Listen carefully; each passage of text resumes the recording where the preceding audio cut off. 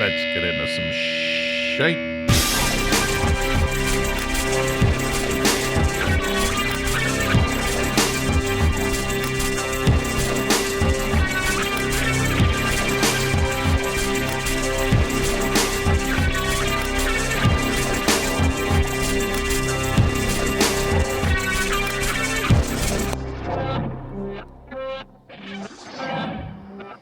Howdy, folks. Welcome to Apocalyptic. Thank you for just joining me for a little while. This is going to be a short show. Really, I swear, a short show. I got some things I need to get accomplished today, but I want to do a show. I was planning on doing a show yesterday, but if you kept up with the news, a big storm system rolled through the south, did a lot of damage, apparently, to a lot of people. Not as much here where I am, just a lot of wind and tons of rain and lightning and thunder.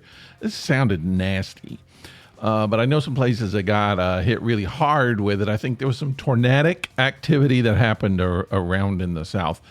But we did have power failure off and on. It's that irritating power failure that doesn't really fail. It's like just off and on really, really quick. So your Wi-Fi you have lights, they just blink really quick. But you can't have Wi-Fi because it turns it off and back on. Your Wi-Fi resets, and the moment it resets, doop, does it again. So, yeah. That happened all day yesterday, and I didn't get to do a show, so I'm doing a show today. Hope you're okay with that. So I've been making some progress here in the studio. I do have it's better organized, not perfectly organized. Let's say 65%, maybe 70% organized. I can move around. I could get around. I wouldn't want to bring a guest in here just yet to do a show, but I do have some things set up to where it's functional. I can actually work in here. And then yesterday I turned, so my podcast table, the table where I do my podcast, has been turned a certain way, and I moved it today.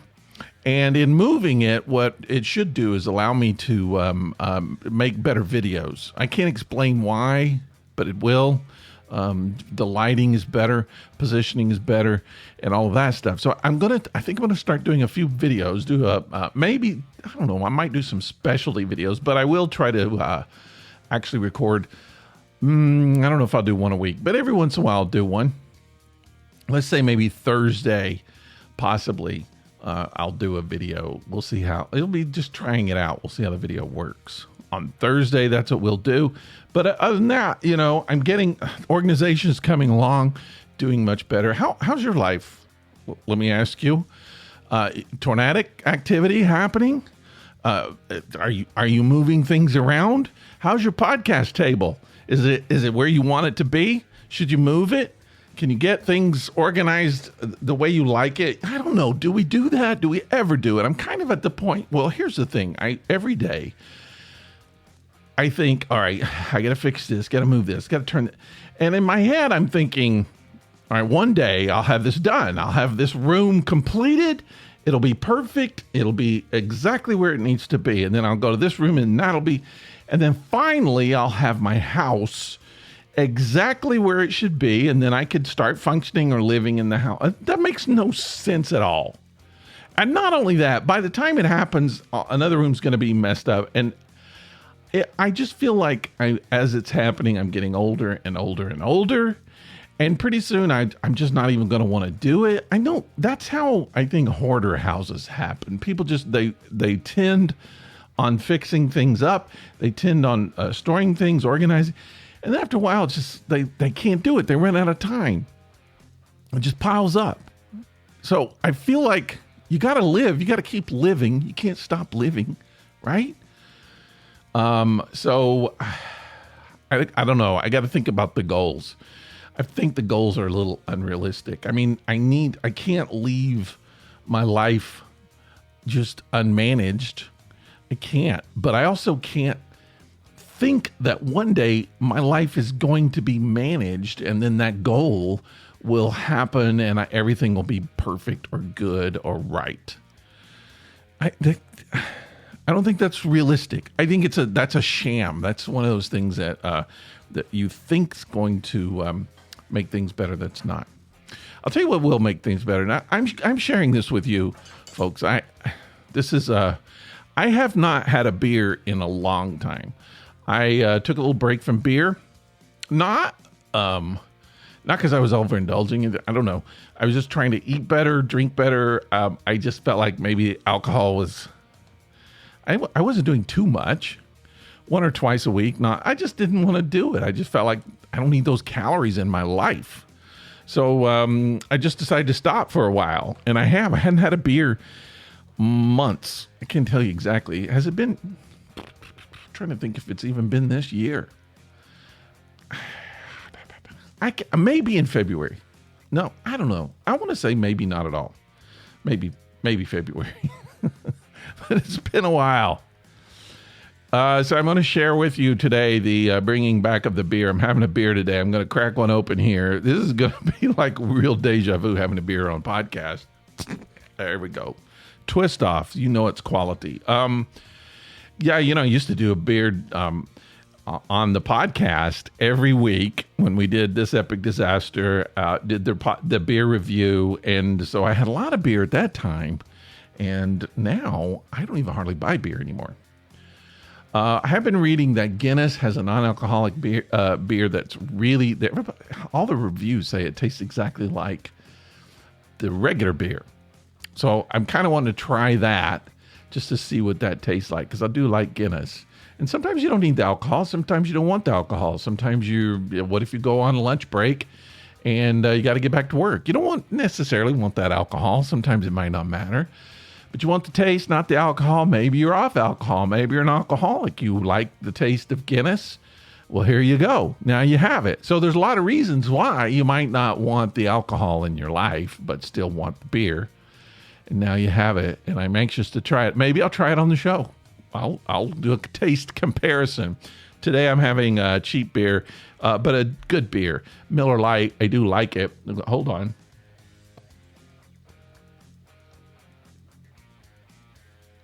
Oh, God, that's good. Boy, I missed that taste. Okay. That was awesome.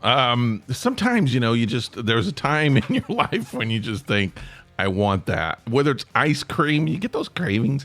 You're just like, I got to have an ice cream right now. I was feeling that just a few minutes ago. I was like, I need a beer. I haven't had it in a while. I said I was going to lay off for a while, but I just need a beer. And I was right. I did need it. Okay. Again, short show today, but here's what I want to talk about really quick. I just want to bring this up. I don't know why I'm thinking about it. I like to share with you what I'm thinking about. You feel free to share with me what you're thinking about. I do have a listener line, 678-348-0008. If you know that line by heart, because I talked about it every show and no one calls it. But it's okay. You don't have to call it. It's there for you when you want to call it. And you don't even have to call it. You could text it and just share what you're going through. Share anything that you want, your thoughts. And I will share those, or you could share those with the listeners. That's how I make this podcast about you. Last night, I've been wanting to watch this documentary for a while, the Jason Isbell documentary on HBO, Running with Our Eyes Closed. Okay. And I'm a Jason Isbell fan. Been wanting to watch it for a while. I finally got a chance to watch it last night. I don't have HBO Max, whatever they call it, just Max. It's not even HBO, it's just Max. I don't have it. But with a promotion that I got a free week of it. So there. So I said, I'm going to watch the documentary, and I watched it. Loved it. Great. Not what I thought. I don't know what I thought. It's kind of what I thought, but I also thought I had read some stuff about conflict with Jason and his spouse that happened during the doc. You gotta have drama. It's not a documentary if it doesn't have drama. So they kind of, I don't know if they over focused on it or if it was a real thing or if they just they kind of made it a bigger thing than it was, just so that they'll have some drama in the documentary. I don't know. I wasn't there, and I don't know Jason. I can't ask him. Jason, if you listen to this podcast, call the listener line, 678-348-0008. Tell me what really went on. So, here's the thing. They've been married for 10 years. Or 8 years. I don't know, 10 years. Longer than my wife and myself now have been married. I understand. I've been in a lot of relationships. I've been in too many marriages. I understand the problems and the situations, the ins and outs, all of the stuff. So I watched it. I thought that it was going to be a much bigger deal than it was, even though they said that they really had some problems there for a while. But I just saw regular people trying to relate, people with disagreements, people who aren't the same people, just trying to be married, just trying to have a relationship. And it wasn't just that. It was just like his, the whole documentary was relationship. You try to, this particular person, Jason Isbell, has to have it was about his relationship with his band, his public, his producer, his wife, his daughter, his parents, and himself. There's a lot of people. He's trying to balance that and live a life like we all do. And that's, there's a lot of pressure. And I think what I saw in it was he's trying to do that while trying to be a real person, but also trying to be a nice, decent person, without just blowing up, without being an asshole all the time. But sometimes you are. Everybody goes through those, right? Sometimes we are. We may not always be that. Sorry I said the word asshole. I don't think I'm supposed to say it on the air. It's not this is a clean podcast. We don't drink beer. Hold on. And we don't say asshole. Now I have to change the ratings for this particular podcast. Anyway, but it made me think about my own relationship and my own relationships and what things in my relationships that have been not good, and when they're not good, and what makes them not good. And I after it was over, I actually talked to my wife. It was funny. It was just like we saw a movie, and then it's like, now let's chat about it. It's kind of like an after-school special. That's what you're supposed to do, right? You see a show, and then you chat about it. You have a conversation about what you viewed. But I asked my wife, and so I felt like that what I witnessed is that Jason and his wife Amanda are on two different levels emotionally. Now, that's not to say anybody's right or wrong. They're just two different. They each have different types of approaches and needs emotionally. And so in that particular marriage, I feel like there's a bigger gap between the two of them emotionally than maybe other things. Maybe physically they're extremely compatible. I don't know this. I'm just saying maybe. But emotionally, they have to work harder. I think we all have those. Every relationship is different. Sometimes you have physical needs that aren't getting met, And so I feel like that I've been in a couple of relationships, particularly a marriage once that it reminded me of that, where the emotional needs, there was a big gap in between them. So you spend a lot of time working on that particular division in a relationship because there's so much more distance between you, or just differences in the way that you handle that. And for me, that's like the most exhausting thing. I don't feel like I'm a non-emotional person. I have been accused of being emotionally unavailable. I don't think it's true. I think there's been times when I have been. Yeah, everybody kind of goes through that. I do think I'm not. I think I'm more of a. Now, my wife says, which surprised me, she said she feels like that I am more emotional than she is, which I don't agree with. And I told her I didn't agree with it. But so there you go. Some people have said I'm not available. My wife says I'm too much available, I guess. But that's the thing. Every relationship is different. So how all of the manifestations of what you need, whether it's spiritual, emotional, physical, mental, whatever, how they all play out makes each relationship exciting and different, right? But to me, having that difference, that large gap emotionally is exhausting to me. I don't have the tools. I tend to run away more. And I don't mean physically, but I can't deal with it sometimes. And I have to like get some distance in there. And I think that makes it worse sometimes when you do that. But after it was over, my wife and I, we dialogued for a while, and I told her, and I think it's true. My relationship now is one of the most, I feel like we're extremely compatible in most areas. And so we have very little conflict. We only had like 3 or 4 big conflicts in the 8 years we've been together. And it's so relaxing after being in some relationships that are just like constant drama. It's nice, but there's a very weird thing that happens when you're on that same kind of level is you don't know what's going on sometimes. It's like sometimes, like when you have drama and you're reacting to drama and a person is, let me try to think of past situations where somebody's doing something and then somebody else has a strong reaction to it, and then that person has a strong reaction to that, and it just piles up. And it's sometimes it's a fight, sometimes it's just energy flowing. But when you don't have that and you're just relaxing, sometimes you just think, does this person even care? Are we still together? Are we married still?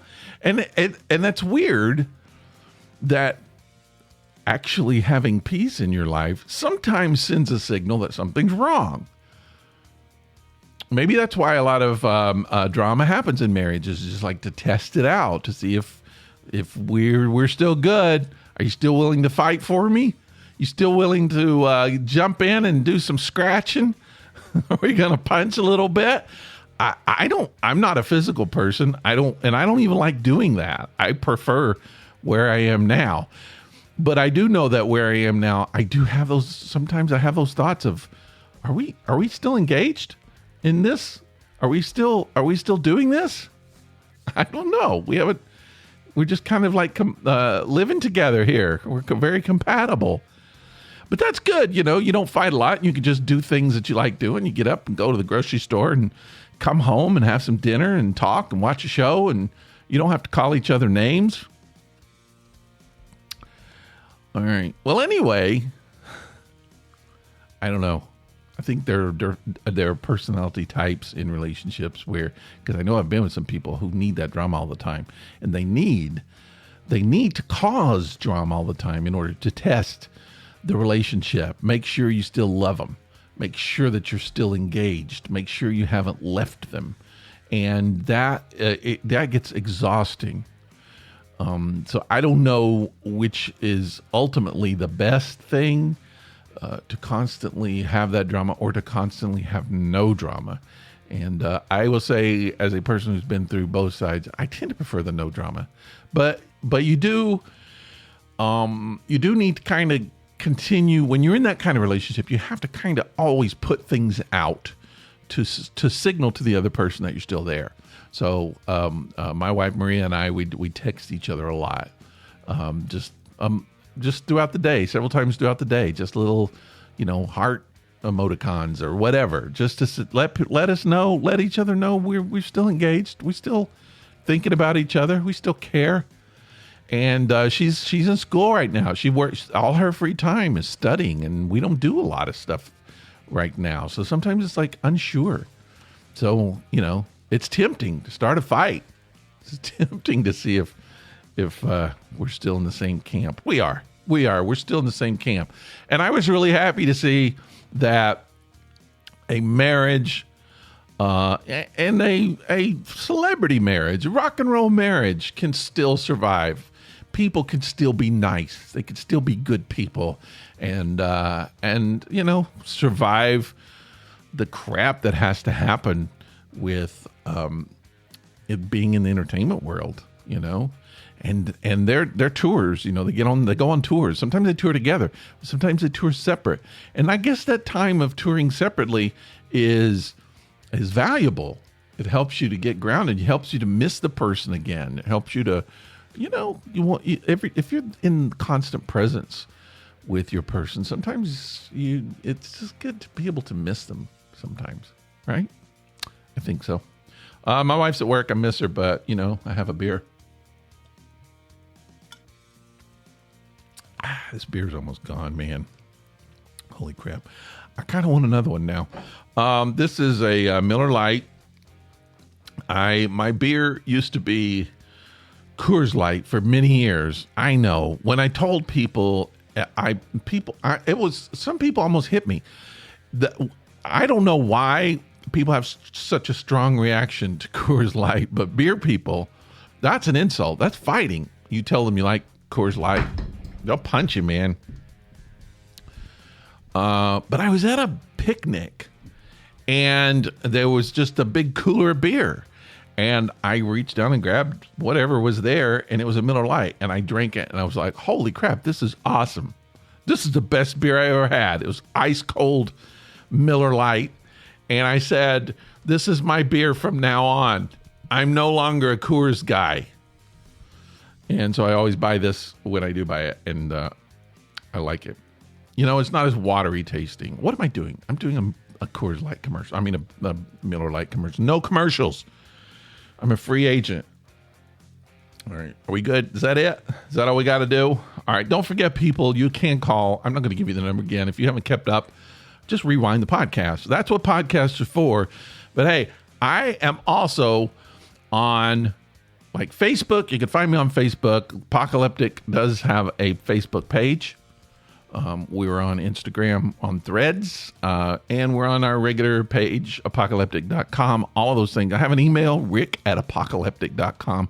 There's no excuse for not reaching out and having a beer with me digitally, virtually having a beer with me. All right, that's all I got to talk about this week. Thursday, if there are no big storms or tornadoes, I will talk to you and maybe do a video. That'll be exciting.